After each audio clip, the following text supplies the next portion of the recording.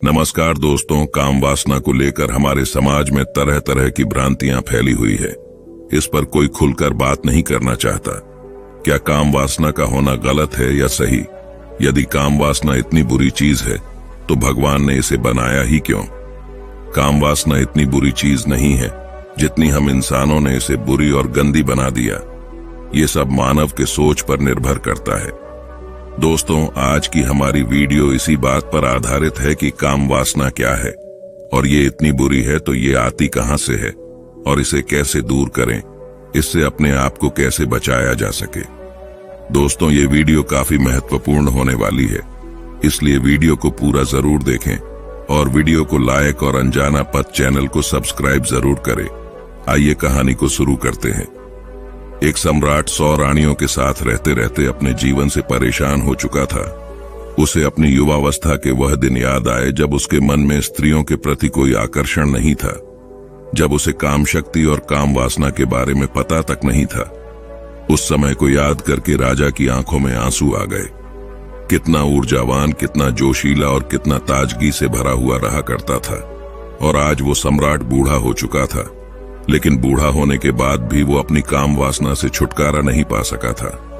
यूं तो उसने हजारों युद्ध जीते थे, लेकिन अपने मन पर वह आज तक विजय प्राप्त नहीं कर पाया था। अपनी काम वासना के सामने उसने अपने घुटने टेक दिए थे। अब तो सम्राट को चिंता होने लगी थी, क्योंकि वह बूढ़ा हो चुका था और किसी भी वक्त उसकी मृत्यु हो सकती थी। लेकिन मृत्यु को अपने सामने देखकर, जहां पर लोग मोक्ष और मुक्ति की बातें सोचते हैं, वहीं पर वो सम्राट काम वासना के विचारों से घिरा राहत था। 100 रानियां थी उसकी, एक से बढ़कर एक हसीन, और हर रानी के साथ उसने बच्चे भी पैदा किया थे। इतना काम भोगने के बाद भी उसका मन छटपटाता क्यों है? क्यों उसमें अब भी अश्लील विचार आते रहते हैं? सम्राट सोच में पड़ गया कि ये सब करने के बाद भी यह काम वासना का बोझ मैं अपने साथ लेकर यहां से जाऊंगा। सम्राट आत्मा के सिद्धांत को मानने वाला था, इसीलिए उसने सोचा कि अगर मैंने अपनी काम वासना से अभी छुटकारा नहीं पाया तो मेरी आत्मा न जाने कब तक यूं ही भटकती रहेगी। मुझे अपनी आत्मा को मुक्त करने के लिए इन काम वासना के विचारों को यहीं पर छोड़ देना होगा। सम्राट दिन रात इसी चिंता में डूबा रहता था कि किस प्रकार मैं अपनी काम वासना से छुटकारा पा सकता हूं। और इसीलिए एक दिन उसने अपने राजमहल में सभी विद्वानों की एक सभा बुलाई। स्वाभाविक रूप से सभा में चर्चा का विषय काम वासना ही रखा गया था। सम्राट ने अपने मंत्री से पूरे नगर में घोषणा करवा दी थी कि जो भी विद्वान राजा के मन को संतुष्ट कर पाएगा वो पूरे जीवन काल के लिए राजा का सलाहकार बनकर रहेगा। इसीलिए नगर के सारे विद्वानों में एक होड़ लग गई थी। मंत्रिमंडल के द्वारा तय किया गए दिन नगर के सारे विद्वान राजमहल में पहुंच गए। कोई अपने हाथ में वेद लिए हुए था तो किसी के हाथ में उपनिषद थे। ज्यादातर विद्वान राजा को वेद और उपनिषदों के माध्यम से संतुष्ट करना चाहते थे। सभा में तर्क वितर्क शुरू हुए। सम्राट ने सबसे पहले सवाल पूछा कि ब्रह्मचर्य का असली मतलब क्या होता है। कुछ विद्वानों ने जवाब दिया कि जिस इंसान ने अपने जीवन में कभी भोग नहीं किया होता वही असली ब्रह्मचारी होता है। दूसरे विद्वानों ने इस बात का विरोध करते हुए बताया कि हो सकता है किसी इंसान ने भोग किया हो, लेकिन वर्तमान में अगर वो भोग का त्याग कर चुका है तो वो भी ब्रह्मचारी ही कहलाता है। और वास्तविकता में वही ब्रह्मचारी होता है जो भोग करने के बाद उसका त्याग कर देता है, वही ब्रह्मचारी कहलाता है। सम्राट को किसी विद्वान के उत्तर से संतुष्टि नहीं हो रही थी और इधर विद्वान आपस में तर्क वितर्क करने पर लगे हुए थे। कुछ ही देर में वहां पर एक बहुत ही अनूठा विद्वान पहुंच। वह अपने साथ बेहद खूबसूरत 2 युवतियों के लिए हुए था। उस विद्वान ने वहां पहुंचते ही पहले तो देरी से आने के लिए सम्राट से क्षमा मांगी। उसको देखकर बाकी के सब विद्वान हंसने लगे। एक विद्वान ने सभा में खड़े होकर कहा कि जो इंसान खुद काम वासना से ग्रस्त हो वो दूसरे को काम वासना से छुटकारा कैसे दिल सकता है। इस पर इस विद्वान ने मुस्कुराते हुए उससे पूछा कि तुम्हें ऐसा क्यों लगता है कि मैं काम वासना से ग्रस्त हूं। उस विद्वान ने कहा कि तुम हमें अंधा समझते हो, क्या हमें बेवकूफ समझते हो? तुम यहाँ राजमहल में 2 युवतियों के साथ प्रवेश कर रहे हो, इसका मतलब क्या होता है? इसका अर्थ तो सीधा सीधा यही है कि तुम एक काम वासना से ग्रस्त आदमी हो। क्या मैं गलत कर रहा हूं? उस विद्वान ने मुस्कुराते हुए जवाब दिया कि महाशय, जिन युवतियों की तुम बात कर रहे हो दोनों मेरी बहनें हैं और वह भी मेरी ही तरह काम वासना की गहरी समझ रखती हैं। इस विद्वान ने सम्राट को संबोधित करते हुए कहा कि राजन, असली ब्रह्मचारी वही होता है जिसकी नजरों में एक पुरुष और एक महिला का अंतर समान हो। जब किसी इंसान की काम वासना खत्म हो जाती है तो पूर्ण रूप से ब्रह्मचारी हो जाता है। उसके लिए सभी का शरीर एक इंसान का शरीर होता है। उसके अंदर किसी महिला को देखकर काम वासना के विचार उठाना तो दूर की बात, वह तो भेद भी नहीं कर पाएगा कि यह एक महिला है। उस ब्रह्मचारी के लिए हर एक जीव आत्मा एक प्रकार की होती है। शारीरिक रूप से वो उनमें कभी भी भेद नहीं करेगा। उस विद्वान ने आगे बताया कि जो भी विद्वान यहाँ सभा में उपस्थित हैं, उन सभी को मेरे साथ ये 2 युवतियां दिखाई दी। ये तो स्पष्ट हो गया कि यहाँ पर कोई भी असली ब्रह्मचारी का मतलब या अर्थ नहीं समझता है। सम्राट को यह विद्वान बड़ा ही अनूठा लगा। उसने ना तो कोई वेद पढ़े, ना कोई उपनिषद का ज्ञान दिया। वह तो वही बता रहा था जो स्वाभाविक रूप से आदमी की समझ में आता है। इसीलिए सम्राट ने प्रभावित होकर अगला सवाल पूछा कि आखिर एक इंसान को ब्रह्मचर्य का पालन करने की क्या जरूरत है? जब वह भोग करके जीवन का आनंद उठा सकता है तो वो क्यों ब्रह्मचर्य का पालन करें? इस पर उस विद्वान ने सम्राट से एक सवाल किया। उसने पूछा कि सम्राट, मुझे एक बात बताओ कि एक पेड़ ज्यादा ताकतवर होता है या फिर एक बीज? सम्राट ने उत्तर दिया कि एक पेड़ एक बीज से ही तो जन्म लेता है, तो इस प्रकार तो एक बीज एक पेड़ से ज्यादा ताकतवर हुआ। विद्वान ने बताया कि सम्राट, इस प्रकार हमारे शरीर में भी काम शक्ति रूपी बहुत सारे बीज होते हैं। उनमें असीम ऊर्जा होती है जो हमारे लिए आनंद का स्रोत पैदा करते हैं। लेकिन काम वासना में ग्रस्त होकर हम अपने काम शक्ति रूपी बीजों को यूं ही नष्ट करते रहते हैं, बर्बाद करते रहते हैं। और उन बीजों के नष्ट हो जाने के कारण एक आदमी आलस से भरा हुआ हमेशा थका थका सा रहता है। याद रखना, हमारे भजन से हमारा रक्त बनता है, रक्त से हमारा मांस, हमारी हड्डी और आखिर में काम शक्ति रूपी बीज बनते हैं जो कि बहुत ही कम मात्रा में होते हैं। इसीलिए अपने मन में उठने वाली काम वासना के लिए उन बीजों को नष्ट करना कहीं से भी तार्किक नहीं है।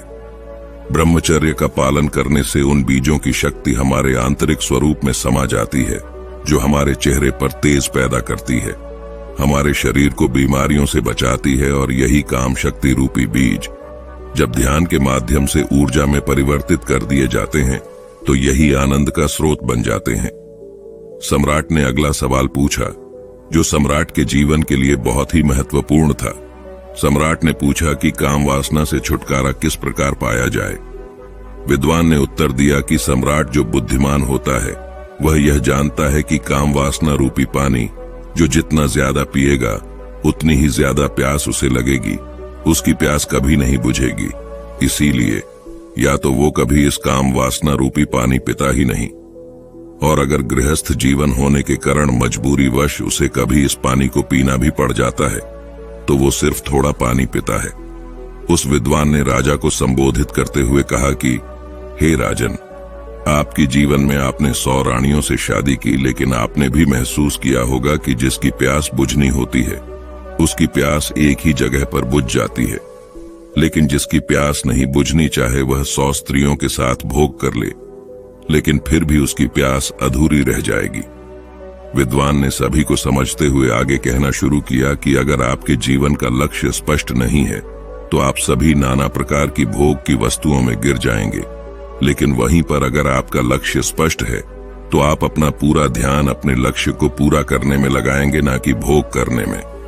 सम्राट, तुमने सुना होगा एक कहावत बहुत पुरानी है कि खाली दिमाग शैतान का घर होता है।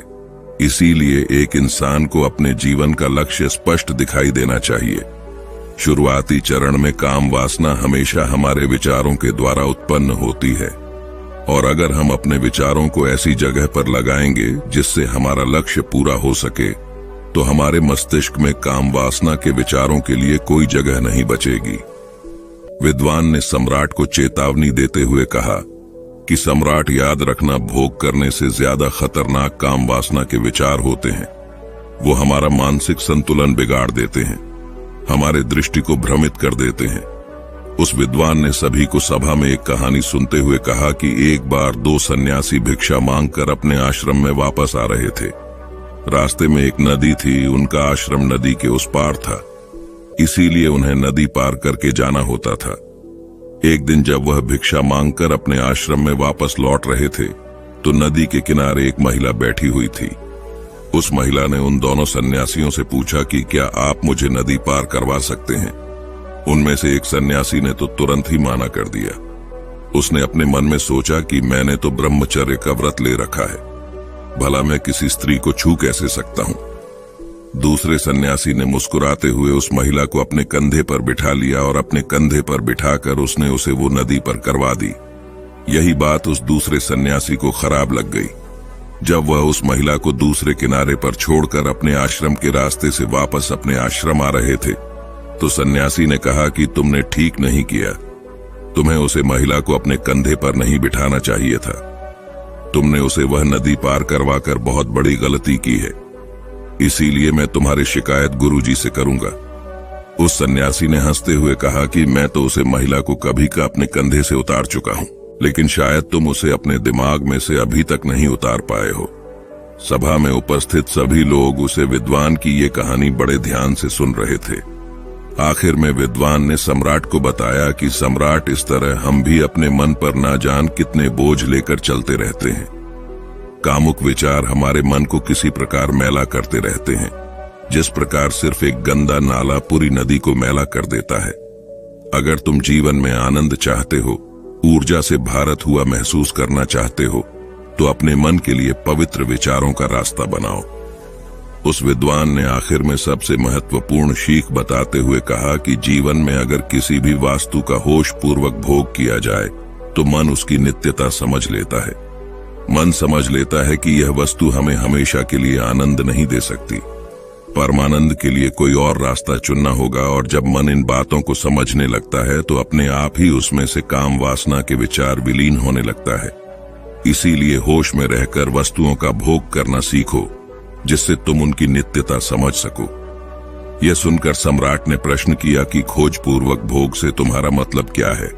इस पर उस विद्वान ने सम्राट को समझाते हुए उत्तर दिया कि जिस मनुष्य का चित्त एक काम में पूरी तरह से नहीं लग पाता है, वो किसी भी काम को परिपूर्णता में नहीं कर पाते हैं। इसीलिए उस कर्म का फल हमें पूरी तरह से नहीं मिल पाता है। उदाहरण के लिए, जब एक मनुष्य किसी दूसरे मनुष्य को दान देता है तो दान देते वक्त उसका मन किसी लक्ष्य की प्राप्ति के लिए सोच रहा होता है। इस प्रकार जब कोई आदमी भगवान से प्रार्थना करता है तो वो उनकी पूरे चित्त से भक्ति भाव आराधना करने की बजाय वह अपनी इच्छा के लिए प्रार्थना कर रहे होते हैं। सम्राट, तुम खुद सोचो, अगर कोई मनुष्य पूरे चित्त से कोई कर्म करता ही नहीं तो उसे उस कर्म का पर्याप्त फल कैसे प्राप्त होगा। यह तो असंभव सी बात लगती है। सम्राट, जो जीवन में घटित हो रहा है उसे घटित होने दो, और आखिर में यही तुम्हें अंतिम सत्य तक पहुंचा देगा। लेकिन जो कुछ भी घटित हो रहा है उसमें तुम अपना पूरा चित्त लगाओ। पूरा चित्त लगाओगे तो तुम्हारा ध्यान वहां पर लगेगा, और जब तुम्हारा ध्यान वहां पर लगेगा तो वही काम होश पूर्वक होने लगेगा। जागते हुए कोई कर्म करने से बाद में पश्चाताप हो ही नहीं सकता। पश्चाताप तभी होता है जब हम सोए सोए कोई कम करते हैं, और इस प्रकार हम सोए सोए ही सोचते रहते हैं कि हमें काम वासना से छुटकारा पाना है। लेकिन ये सब संकल्प आदमी सोते सोते ही लेता है। जागृत अवस्था में संकल्प लेने की जरूर ही नहीं पड़ती, क्योंकि खाली आंखों से जागते हुए कोई मनुष्य गलती कर ही नहीं सकता। इसीलिए काम वासना से छुटकारा पाने की बजाय ये सोचो कि तुम उसे होश पूर्वक जागते हुए कैसे भोग सकते हो। और एक बार जब तुम उसका होश पूर्वक भोग कर लेते हो तो उसके बाद तुम्हें खुद ही महसूस होगा कि ये कर्म तुम्हारे अंदर क्या बदलाव ला रहा है। अगर वो तुम्हारे अनुसार सही होगा, तुम्हें गलत लगेगा तो तुम उसे वैसे ही छोड़ दोगे। तुम्हें संकल्प लेने की जरूर ही नहीं पड़ेगी। लेकिन होश की स्थिति तक पहुंचने के लिए तुम्हें ध्यान का मार्ग अपनाना होगा। ध्यान करने से ही आदमी की निद्रा टूटती है, वो जागृत अवस्था में आता है, और जब वो जागृत अवस्था में आता है तो उसका चित्त एक कम पर पूरी तरह से लगे लगता है, और उसके बाद होश पूर्वक उस कर्म को करने के बाद उस कर्म की नित्यता को हमारा मन अपने आप समझने लगता है। विद्वान ने अपनी बात को और गहराई से समझाते हुए समझाया कि सोए हुए इंसान को तो रास्ते पर पड़ा हुआ सांप भी दिखाई नहीं देता। वह भी उसे तब पता चलेगा जब वह सांप के ऊपर पैर रख देगा। और इसी प्रकार तो हर इंसान कार्य करता है। जब वो रास्ते पर चला है तो अपने विचारों में, अपनी भविष्य की योजनाओं में उसका मन हमेशा उलझा रहता है। उसका ध्यान अपने चलने पर तो होता ही नहीं है, तो रास्ते पर कहां से होगा। यह सब लक्षण एक सोए हुए मनुष्य के होते हैं। और जब वह मनुष्य यह महसूस कर पाता है कि वो कितनी गहरी निद्रा में है, तो इस समय उसके जीवन में ध्यान का उदय होता है। लेकिन सोए हुए इंसान को भला किस प्रकार दिखाई देगा कि वो सोया हुआ है। या तो कोई उसे हिलाकर जगाए या उसे बताएं कि तुम सोए हुए हो, तब तो उसकी नींद टूटेगी। लेकिन ऐसे मनुष्य हमें कम ही मिलते हैं जो हमें यह एहसास कराते हैं कि हम कितनी गहरी निद्रा में सोए हुए हैं। सम्राट इस विद्वान के उत्तरों से बहुत प्रभावित हुआ और उस सम्राट ने इस विद्वान को अपने पूरे जीवन काल के लिए अपना सलाहकार बना लिया। दोस्तों, एक छोटी सी दिखने वाली चींटी भी एक बड़े से हाथी को तांडव करवा देती है। एक छोटा सा दिखने वाला तिनका आपकी आंख में गिरकर आपकी आंख को खराब कर देता है। आप जीवन भर अंधे हो जाते हैं। फिर आप अपने स्वास्थ्य के साथ इतनी लापरवाही कैसे कर सकते हैं? आप छोटी छोटी चीजों को नजरअंदाज कैसे कर सकते हैं? आपको पता है, मां प्रकृति ने हमें ऐसे अन्न मल उपहार दिए हैं जिनका सेवन करके हम जीवन भर स्वस्थ और निरोगी रह सकते। दोस्तों, आज एक ऐसे ही अनमोल उपहार के बारे में मैं आपको इस कहानी के माध्यम से बताऊंगा, जिसका सेवन करके आप अपने अनेक बीमारियों को जड़ से खत्म कर सकते हैं। तो चलिए दोस्तों, शुरू करते हैं। बस आपसे निवेदन है कि आप इस कहानी को अंत तक जरूर देखना और वीडियो को लाइक करके अनजाना पथ चैनल को सब्सक्राइब जरूर करें। दोस्तों, एक समय की बात है। एक गुरुजी जो आयुर्वेद के बहुत बड़े झांता थे, वह अपने आश्रम में अपने शिष्यों को उपदेश दे रहे थे। वह उन्हें अदरक के महत्व के बारे में समझा रहे थे और उनसे कह रहे थे कि बच्चों, अदरक का सेवन करने से आप अनेकों बीमारियों जैसे अर्थराइटिस, कैंसर, दमा, खांसी, जुकाम, हार्ट अटैक, ब्लड शुगर, पेट से संबंधित जितनी भी बीमारियां हैं, उन सब से आप दूर रह सकते हैं। गुरु की पूरी बात ध्यान से सुनने के बाद एक शिष्य ने उनसे प्रश्न किया, गुरुदेव, क्या वाकई में अदरक हमारी विभिन्न बीमारियों को जड़ से खत्म कर सकती है? यह दिखने में तो छोटी सी होती, फिर यह कैंसर, अर्थराइटिस, दमा, हार्ट अटैक जैसी बीमारियों को कैसे ठीक कर सकती है, और वह भी जड़ से? गुरुदेव, कृपा करके आप हमें विस्तार से इसके बारे में समझाइए। हम इसके बारे में जानने के लिए बड़े उत्सुक हैं। फिर गुरु उन सभी शिष्यों से कहते हैं, आप सभी लोग शांत हो जाइए। मैं आपको अदरक के बारे में विस्तार से समझाता हूं कि यह किस तरह से आपके स्वास्थ्य को ठीक करती है। बच्चों, अदरक हर घर में इस्तेमाल होने वाला कच्चा मसाला है। यह सिर्फ न का स्वाद ही नहीं बढ़ाता है, बल्कि इसके कई स्वास्थ्य लाभ हैं। इसके गुणों और पोषक तत्वों की वजह से इसे आयुर्वेद में एक पावरफुल जड़ ब्यूटी माना जाता है। अगर बात करें अदरक के पोषक तत्वों की, तो यह carbohydrate, protein, vitamin C, calcium, magnesium, iron और जिंक जैसे जरूरी तत्वों का भंडार है। अदरक में जिंजरोल नामक का तत्व पाया जाता है, जो पाचन प्रणाली को मजबूत बनाने में सहायक होता है। इसे खाने से पेट में गैस, एसिडिटी, पेट फूलना या ब्लोटिंग, तेजाब बनना आदि से राहत मिलती है। इसमें शोगोल नाम का एक तत्व पाया जाता है, जो काफी गुणकारी होता है, जो दर्द को कम करने का काम करता है। अदरक में पाए जाने वाले पोटेशियम हाई ब्लड प्रेशर को कंट्रोल करने में मदद करता है। इसके अलावा अदरक में मौजूद एंटीऑक्सीडेंट तत्व शरीर की भीतरी संरचना, नाव को स्वस्थ रखने में मदद करते हैं और विभिन्न बीमारियों से बचाने में सहायक होते हैं। फिर गुरु उन सभी शिष्यों से कहते हैं, बच्चों, अब मैं तुम्हें अदरक से मिलने वाले फायदों के बारे में बताता हूं, जिसे आप लोग सभी ध्यान से सुने। इसके बाद मैं तुम्हें अदरक को इस्तेमाल करने का सबसे अच्छा तरीका बताऊंगा।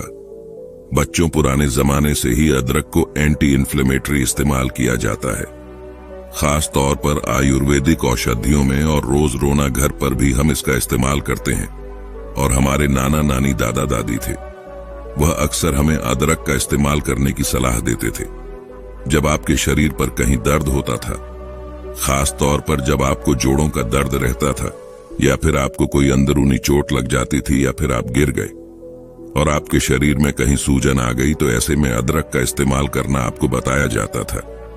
यह एक ऐसी चीज है जो बहुत सालों से इस्तेमाल होते आ रही है और वैज्ञानिकों ने भी इस बात को मान लिया है, क्योंकि अदरक आपके शरीर के अंदर एंटी इन्फ्लेमेटरी प्रॉपर्टीज देता है और एंटी ऑक्सीडेंट प्रॉपर्टीज भी देता है, और यह दोनों ही चीज कॉर्निक दर्द में आपको काफी आराम दिलाता है। अदरक के अंदर एक ऐसा तत्व पाया जाता है, एक प्राकृतिक तेल पाया जाता है जिसको बोलते हैं जिंजरोल, और जिंजरोल के अंदर बहुत ही पावरफुल और एंटीऑक्सीडेंट प्रॉपर्टीज होती है और इसी की वजह से आपको दर्द में आराम मिलता है। फिर गुरु उन्हें सबसे पहला फायदा बताते हुए कहते हैं, बच्चों, अदरक आपके जी मिचलाने की समस्या को जड़ से खत्म करता है। जी मिचलाना एक ऐसी परेशानी है जो अक्सर हम लोगों को कभी ना कभी तो फेस करनी पड़ती है। बहुत अलग अलग वजह इसकी हो सकती है। इंडाइजेशन भी इसकी वजह है। इंडाइजेशन की वजह से भी हमें जी मिचलाने की शिकायत हो सकती है। ज्यादा गैस की वजह से भी हमें जी मिचलाने की शिकायत हो सकती है, या कब्ज की वजह से भी हमें जी मिचलाने की शिकायत हो सकती है। बहुत सारी दवाइयां हैं जिनका इस्तेमाल करने से आपको जी मिचलाने की शिकायत होती है, और गर्भवती महिलाओं को भी यह शिकायत होती है। ऐसे में जब आप अदरक का इस्तेमाल करते हैं तो यह आपके जी मिचलाने वाली समस्या जो है उसको यह जड़ से खत्म कर देता है। फिर गुरु उन्हें दूसरा फायदा बताते हुए कहते हैं कि बच्चों, अदरक आपके बढ़े हुए वजन को कम करने में बहुत ही ज्यादा फायदेमंद होता है। अगर आप मोटे हैं और नियमित रूप से अदरक का इस्तेमाल करते हैं तो इसके अंदर पाए जाने वाले बहुत सारे ऐसे पोषक तत्व जो हमारे शरीर के अंदर कैलोरी बर्न का जो प्रोसेस होता है उसको बढ़ा देते हैं, जिसकी वजह से हमारा जो एक्स्ट्रा फैट होता है वह पिघलना गलना शुरू हो जाता है। जिन औरतों के हिप पर ज्यादा फैट जमा होता है, जिनके हिप पर वेस्ट का साइज बड़ा होता है, वह बिगड़ जाता है। तो उस स्थिति में जब वह अदरक का इस्तेमाल करती हैं तो उनका फैट पिघलना शुरू होता है। पुरुषों में भी जिनका पेट बाहर निकल जाता है, वह भी अगर अदरक का रोजाना सेवन करते हैं तो उनका पेट भी पिघलना शुरू हो जाता है और वह बिल्कुल स्लिम हो जाते हैं। फिर गुरु उन्हें तीसरा फायदा बताते हुए कहते हैं, बच्चों, अदरक का नियमित सेवन करने से आपको कभी भी हार्ट अटैक की प्रॉब्लम नहीं होगी, क्योंकि अदरक का नियमित रूप से सेवन करने से आपके खून का संचार तेजी से होगा।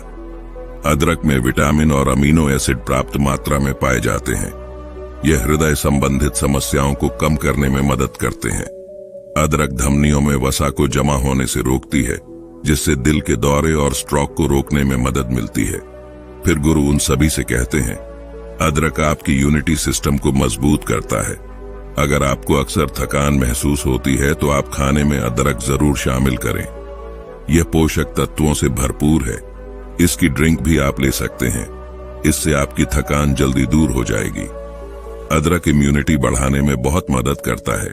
इसमें एंटी इन्फ्लेमेटरी गुण पाए जाते हैं जो संक्रमण को दूर करने में मदद करते हैं। इम्यूनिटी सिस्टम को मजबूत करने के लिए आप खाने में अदरक का इस्तेमाल जरूर करें। फिर गुरु उन सभी से कहते हैं, यह आपके पाचन तंत्र को स्वस्थ रखती है। अदरक में ऐसे गुण पाए जाते हैं जो पाचन को बेहतर बनाने में मदद करते हैं। अगर आप अपच, कब्ज, सूजन आदि समस्याओं से परेशान हैं, तो अदरक आपके लिए काफी फायदेमंद साबित हो सकता है। यह पाचन को बढ़ावा देने में मदद करता है। अदरक के सेवन से मानसिक तनाव को कम करने में मदद मिलती है और आपके मानसिक स्वास्थ्य को सुधार सकती है। इसके अलावा अदरक में पाए जाने वाले विटामिन ए और एंटीऑक्सीडेंट आंखों की सेहत के लिए बेहद फायदेमंद रहते हैं। अदरक के नियमित सेवन से ब्लड शुगर लेवल को कंट्रोल करने में मदद मिलती है। अदरक का नियमित रूप से सेवन करने से पेट की सभी बीमारियां जड़ से खत्म हो जाती हैं। अगर आप थोड़ा अदरक भी हर रोज खाते हैं तो इससे पेट से संबंधित बीमारी होने का खतरा कम हो जाता है, क्योंकि अदरक में पाई जाने वाली फेनोलिक एसिड पेट की जलन एसिडिटी को कम करती है। अदरक हमारे पाचन शक्ति को मजबूत करने के साथ साथ गैस, दर्द, दस्त को भी दूर कर सकती है। कब्ज की समस्या को भी यह दूर करती है। अदरक आपका कैंसर जैसी भयानक बीमारी से बचाव करती है। इसमें पाए जाने वाले एंटी-ऑक्सीडेंट कैंसर पैदा करने वाले सेल से लड़ती है और उसकी रोकथाम करती है। इसके अलावा अदरक में पोपटसिस होता है इसमें ट्यूमर और कैंसर सेल्स को कंट्रोल करने में मदद मिलती है और साथ ही सबसे अच्छी बात यह है कि यह स्किन कैंसर में भी काफी ज्यादा मददगार है। कोलन कैंसर जैसी भयानक बीमारी से अगर आप बचना चाहते हैं तो अदरक जरूर खाएं। अदरक आपके पेट के अल्सर को ठीक करती है। अगर आप रोजाना अदरक खाएंगे तो इससे पेट में अल्सर बढ़ने से रोका जा सकता है। एच पिलरी बैक्टीरिया के कारण अल्सर होता है। ऐसे में अगर आप अदरक खाएंगे तो ये बैक्टीरिया बढ़ेंगे नहीं और अल्सर का खतरा भी टल जाएगा। रोजाना अदरक खाने से गठिया और अर्थराइटिस जड़ से खत्म हो जाती है। अदरक में एंटी इन्फ्लेमेटरी गुण होते हैं जो गठिया और अर्थराइट को कंट्रोल करने में और दर्द की रोकथाम करने में मददगार होते हैं। अदरक खाने से हड्डियां मजबूत होती हैं और गाठिया के दर्द में भी राहत मिलता है। अदरक का रोजाना इस्तेमाल करने से हमारी त्वचा स्वस्थ रहती है क्योंकि अदरक में मौजूद एंटीऑक्सीडेंट स्किन को सेहतमंद और चमकदार बनाते हैं और त्वचा के सौंदर्य को बढ़ाते हैं।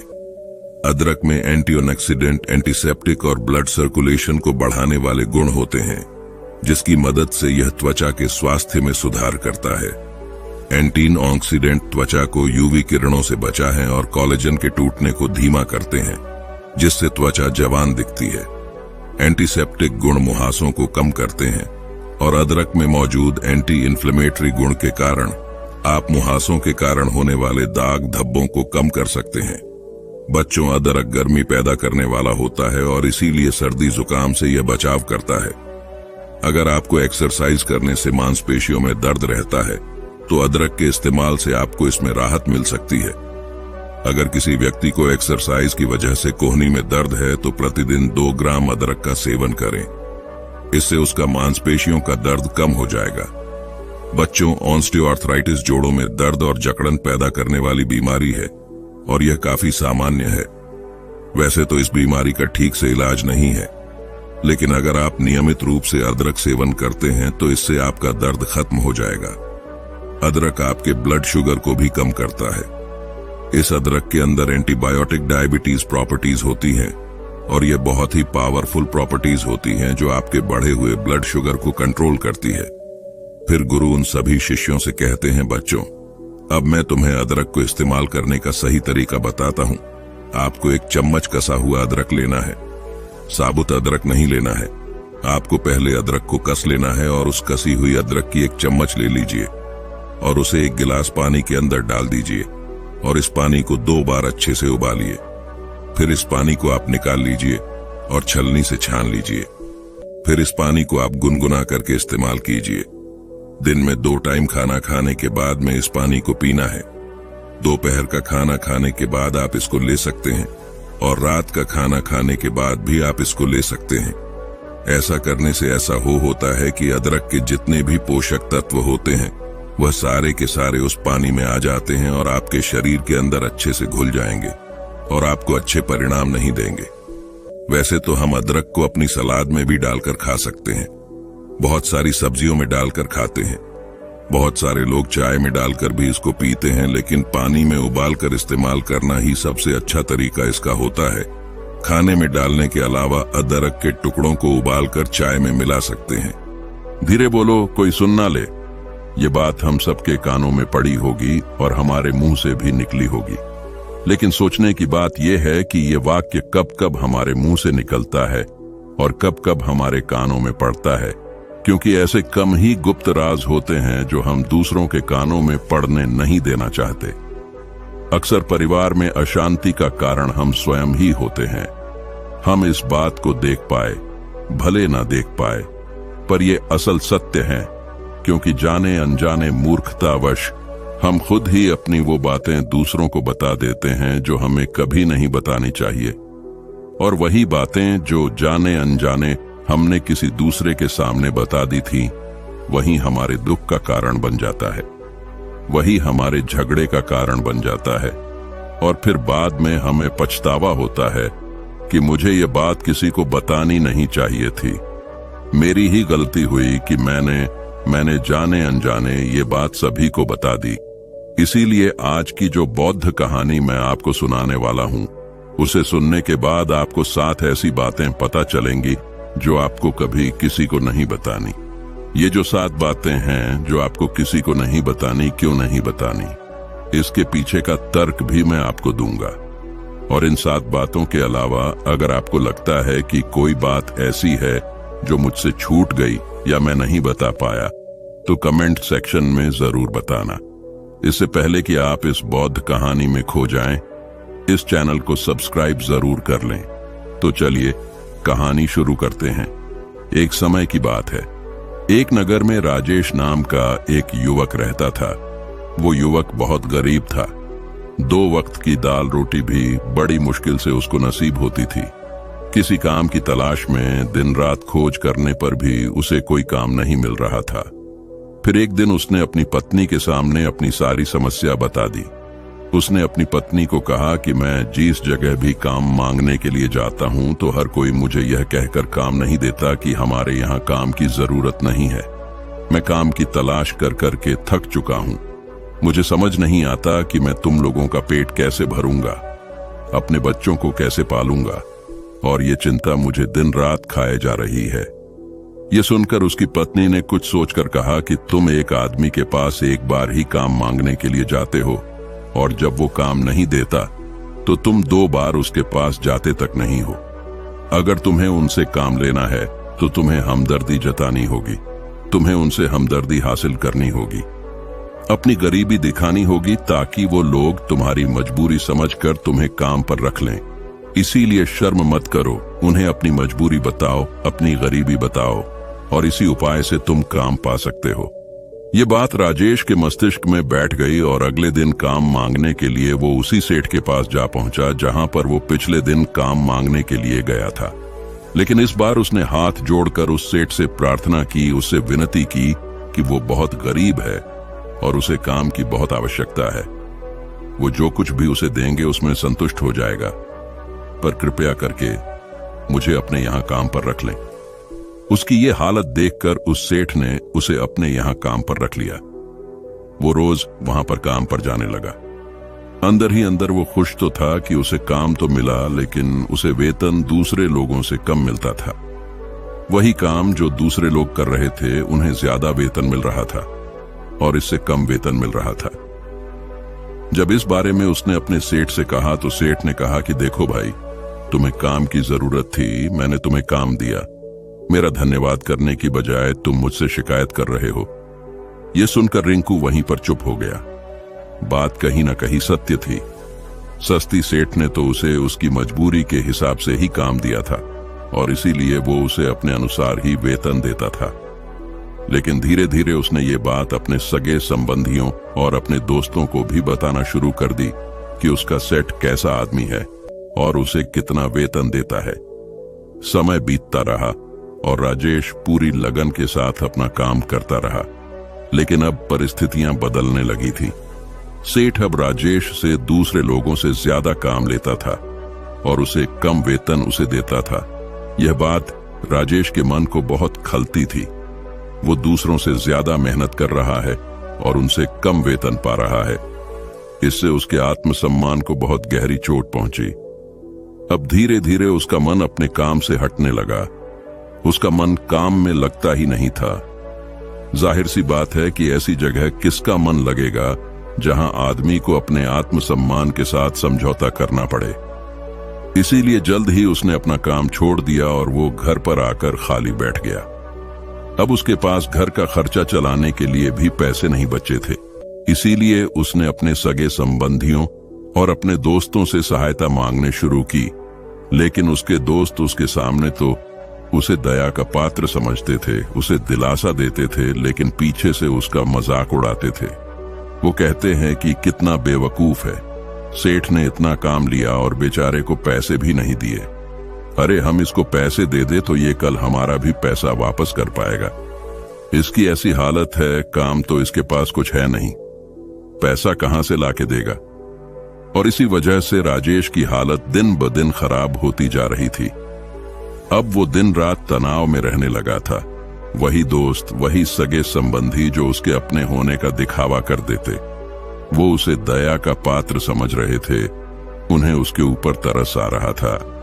सब लोग आकर उसे ज्ञान तो बहुत देते थे, लेकिन कोई सहायता नहीं करता था, और अक्सर ऐसा ही होता है।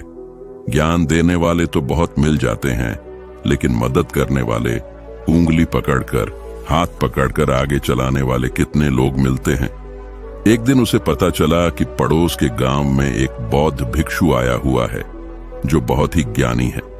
राजेश इतना तनाव में था कि उसे कोई रास्ता नजर ही नहीं आ रहा था, इसीलिए जाने या अनजाने वो उस बौद्ध भिक्षु के पास पहुंच जाता है। वहां पहुंचकर वो सीधे उनके पैरों में गिरकर रोने लग जाता है। वो रोते रोते उन्हें अपनी सारी परिस्थिति बताता है। उसे बताता है कि किस तरह उसके सेठ ने उसका फायदा उठाया और उसके सगे संबंधी उसके साथ कैसा व्यवहार रखते हैं। सारी बातें सुनकर बौद्ध भिक्षु ने उसे चुप कराते हुए कहा कि बेटा, ये सारी समस्याएं तुम्हारी बुद्धिहीनता, तुम्हारी मूर्खता के कारण उत्पन्न हुई है। अगर तुम्हारे अंदर विवेक होता तो इनमें से एक भी समस्या तुम्हारे मन को दुखी नहीं कर सकती थी, लेकिन तुमने अपने अविवेक के कारण, अपनी मूर्खता के कारण खुद ही अपने रास्ते में कांटे बिछा दिए। आज मैं तुम्हें 7 बातें बता रहा हूं जो भूलकर भी किसी को मत बताना, और इन बातों का अनुसरण करते हुए तुम बाहर से मिलने वाले दुखों को दूर कर ही सकते हो जो बेवजह दुनिया की वजह से तुम्हारे अंदर पनपते हैं। पहली बात जो किसी को नहीं बतानी चाहिए वो है अपनी मजबूरी। अपनी मजबूरी का दिखावा करके, दूसरों का दया पात्र बन के उनकी सहायता लेने की गलती कभी मत करना। हो सकता है कि आज वो तुम्हारी मजबूरी देखकर तुम्हारी सहायता कर दें, लेकिन कल वो तुम्हारा फायदा उठाने से भी नहीं चूकेगा, और अगर फायदा भी नहीं उठाया तो दूसरों के सामने तुम्हारा मजाक बनाने में वो आदमी कभी नहीं चूकेगा। इसीलिए कभी भी अपनी मजबूरी का दिखावा मत करो। अगर घर में 2 रोटी है, सूखी रोटी है, तो वही खाकर सो जाओ, लेकिन दूसरों को इसके बारे में भनक तक नहीं लगनी चाहिए। जरा आप खुद सोचो, मजबूरी बताने का क्या मतलब होता है। एक इंसान का या तो वह दूसरों से सहानुभूति हासिल करना चाहता है या उनसे कोई आर्थिक मदद चाहता है, लेकिन अगर दोनों ही परिस्थितियां आप देखें तो दूसरा आदमी आपका फायदा उठाने से नहीं चूकेगा, और अगर वो फायदा नहीं भी उठाएगा तो अपनी नजर में तो वो आपको मूर्ख ही समझेगा, बेवकूफ समझेगा, और दूसरों के सामने आपका मजाक तो जरूर बनाएगा। इसीलिए अपनी मजबूरी के बारे में कभी किसी को मत बताना। दूसरी बात जो किसी को भी नहीं बतानी चाहिए वो है अपनी अतीत की गलतियां और भविष्य की रणनीतियां। जरा सोचो कि अगर हम अपने अतीत की गलतियां किसी दूसरे को बताते हैं तो उसका क्या प्रभाव होगा। वो गलतियां ठीक तो नहीं की जा सकती, जाहिर है, तो उन्हें बताने का क्या मतलब रह जाता है। आप अपने अंधेरे पक्ष को खुद दुनिया के सामने बता रहे हो, खुद अपनी गलतियां दूसरों के सामने बता रहे हो। इससे उस आदमी की नजर में आपका एक चरित्र गठित हो जाएगा और वो भविष्य में हमेशा आपको उसी नजरिए से देखेगा। इसीलिए किसी भी आदमी की नजर में अपना चरित्र गठित मत होने दो, और जरा सोचो कि आप व्यर्थ में ही अपने भविष्य की रणनीतियां दूसरों के सामने बता रहे हो। जो लोग आपके काम का हिस्सा ही नहीं है, उनके सामने अपनी भविष्य की रणनीतियां, अपनी डींगे हाँकने का क्या फायदा। वो लोग आपकी सहायता तो नहीं करेंगे, लेकिन आपकी भविष्य की रणनीतियों में बाधा जरूर बन सकते हैं। आप खुद अपने विवेक का इस्तेमाल करिए और सोचिए कि आपके साथ भी ऐसा हुआ है कि आपने अपनी भविष्य की रणनीति किसी को बताई हो और वो कामयाब ही ना हुई हो। जरूर हुआ होगा। जरा गौर से सोचिए। तीसरी बात जो किसी को नहीं बतानी चाहिए वो है अपने घर की बातें। जो भी हमारे घर के अंदर आपस में बातचीत होती है, हमारे माँ बाप के साथ, हमारी पत्नी के साथ, हमारे बच्चों के साथ, वो बातें परिवार तक ही सीमित रहनी चाहिए। अगर आप इन बातों का दूसरों के सामने ढिंढोरा पीटते हो तो दूसरों को आपके घर में घुसने का एक मौका मिल जाता है और वह इसका फायदा उठाने से कभी नहीं चूकेंगे। वो आपके परिवार के सदस्यों को आपसे दूर लेकर जाने की कोशिश करेंगे। अक्सर ऐसा होता है, हम समाज में देखते हैं कि हम अपने घर के झगड़ों को कम करने के लिए उन झगड़ों को अपने पड़ोसियों और दूसरे सगे संबंधियों को बता देते हैं, लेकिन इससे आपको सहायता कभी नहीं मिली होगी। बल्कि आपके घर के लड़ाई झगड़े और ज्यादा बढ़ गए होंगे, और वो जाहिर है वो बढ़ेंगे।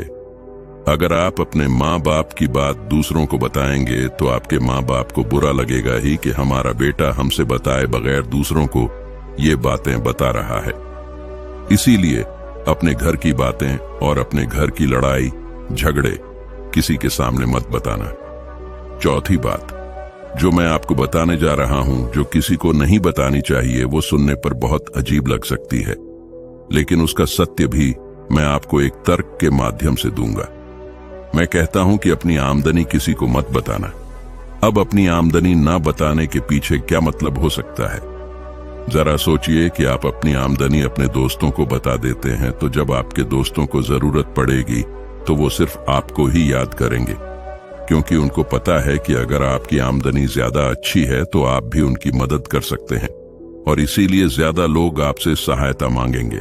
और जब आप उनकी सहायता नहीं करेंगे तो वो सोचेंगे कि इस आदमी के पास पैसे हैं, मेरी सहायता कर सकता है, लेकिन ये सहायता कर नहीं रहा है, और इसीलिए आपकी आमदनी आप दोनों दोस्तों के बीच एक झगड़े का कारण हो सकती है। कम आमदनी होगी तो लोग मजाक उड़ाएंगे, और ज्यादा होगी तो सहायता मांगेंगे, तो अपनी आमदनी बताने का कोई मतलब नहीं है। पांचवी बात जो मैं आपको बताने वाला हूं, उसे आप गांठ बांध लेना और किसी को ये बात मत बताना। अपनी कमजोरियां और अपनी ताकत अक्सर इंसान को पता नहीं होता है कि उसकी कमजोरी या उसकी ताकत क्या है, लेकिन अगर आपको अपनी कमजोरी और अपनी ताकत पता है तो पहली बात तो आप बहुत ही बुद्धिमान आदमी है, और दूसरी बात कि आपको ये बातें किसी से साझा नहीं करनी है, क्योंकि अगर आपकी कमजोरी या दूसरों को पता चल गई तो वो आपकी कमजोरियों का फायदा उठाएंगे, और अगर आपकी ताकत पता चल गई तो वही ताकत आपकी कमजोरी बन जाएगी, क्योंकि वो ताकत दूसरे आदमी को पता है और वो ताकत की कार्ड भी ढूंढ ही लेगा। अपनी कमजोरी और अपनी ताकत अपनी पत्नी या अपने पति को भी नहीं बतानी चाहिए, क्योंकि इसके बाद आपको घर में उनसे हमेशा दबके रहना पड़ेगा। अगली बात जो किसी को नहीं बतानी चाहिए वो है अपने मित्र और अपने शत्रु। आप अपने मित्रों के बारे में अगर दूसरे लोगों को बताएंगे तो वह आपके मित्रों के साथ अपनी घनिष्ठता बनाकर आपको धोखा दिलवा सकते हैं, आपके गहरे मित्रों को आपसे दूर करने का प्रयास कर सकते हैं। अक्सर आम आदमी ऐसा नहीं करता, लेकिन आपके दुश्मन ऐसा करने की कोशिश कर सकते हैं, और दूसरी तरफ आपके शत्रु का भी किसी को नहीं पता लगना चाहिए, क्योंकि आज जो आपका मित्र है, अगर कल वो आपका दुश्मन हो गया तो वो आपके दुश्मन के साथ ही मिलकर आपको परास्त कर सकता है, आपको धोखा दे सकता है। इसीलिए अपने सबसे अच्छे दोस्तों को भी अपने दुश्मन के बारे में कभी मत बताना। अगली और आखिरी बात कहना चाहता हूं कि जब तुम दान करते हो तो दान के बारे में भी किसी को मत बताना, नहीं तो दान करना व्यर्थ हो जाता है, बेकार हो जाता है।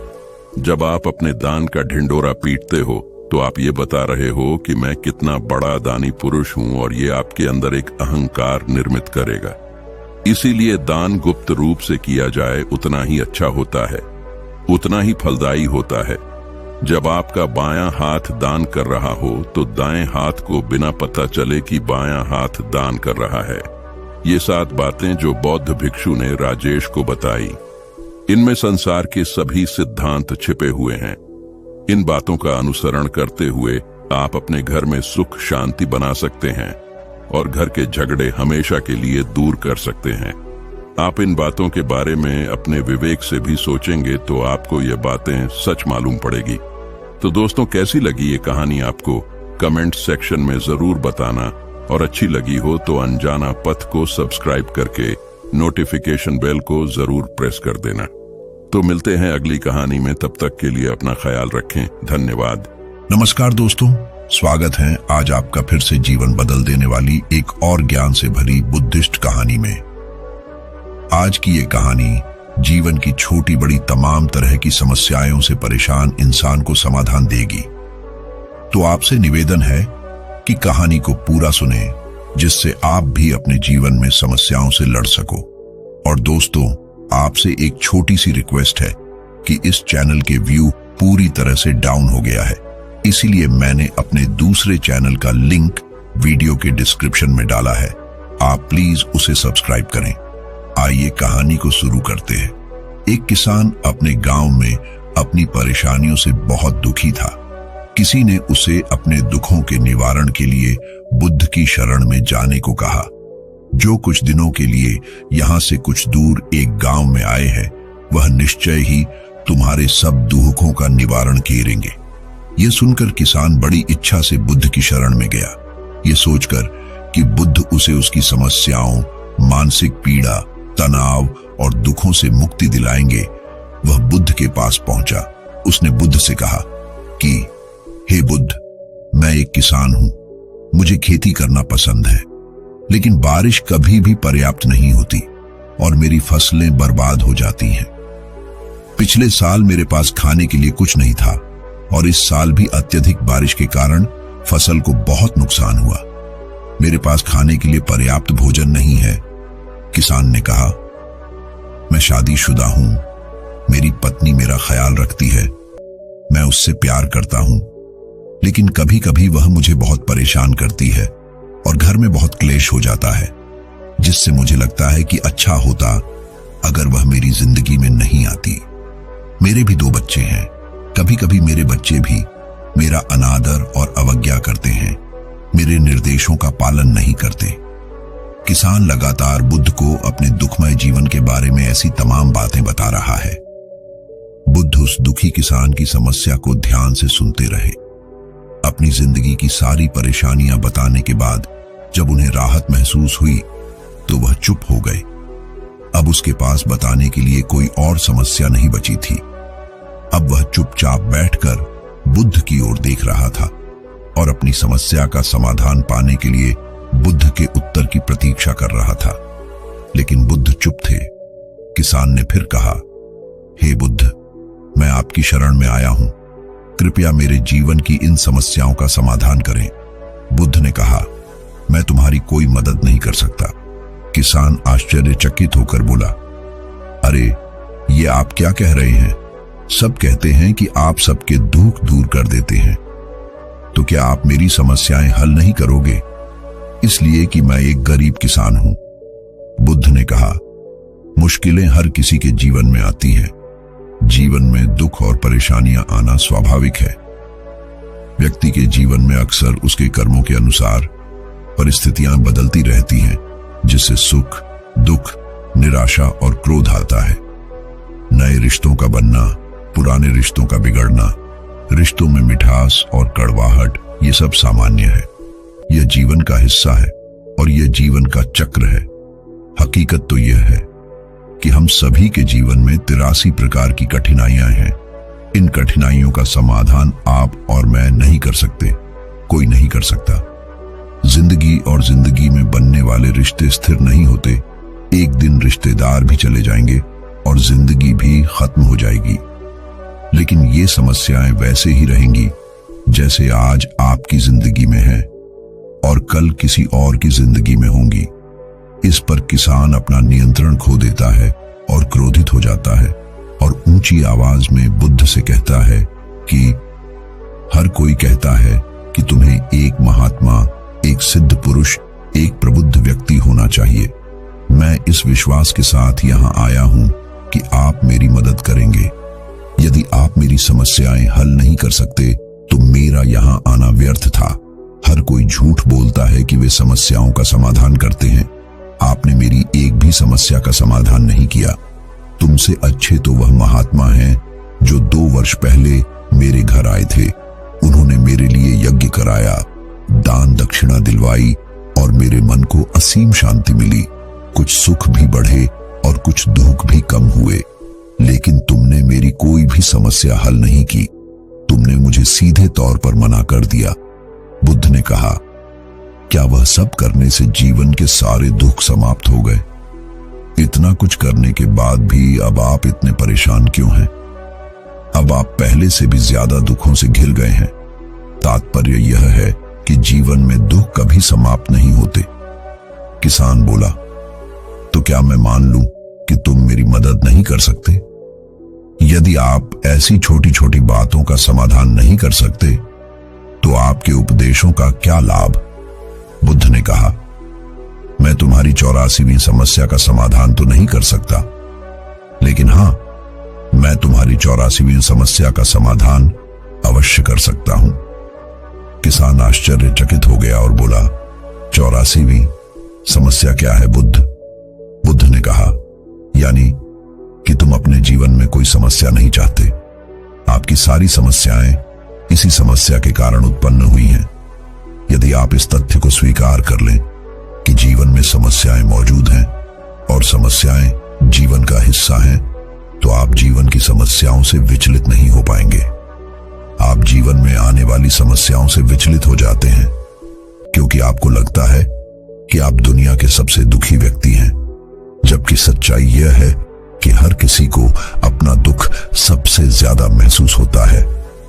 लेकिन जिस दिन आप यह समझने लगेंगे कि मेरा कष्ट अन्य लोगों की तुलना में बहुत कम है, उस दिन से कोई भी दुख आप पर प्रभाव नहीं डाल पाएगा। जब तक आप नहीं चाहेंगे कि आपके जीवन में कोई परेशानी न आए और आप हर दुख दर्द से बचे रहें, तो यह संभव नहीं है। ऐसे में छोटा सा दर्द भी आपको बेचैन कर देगा और आपकी मानसिक शांति भंग कर देगा।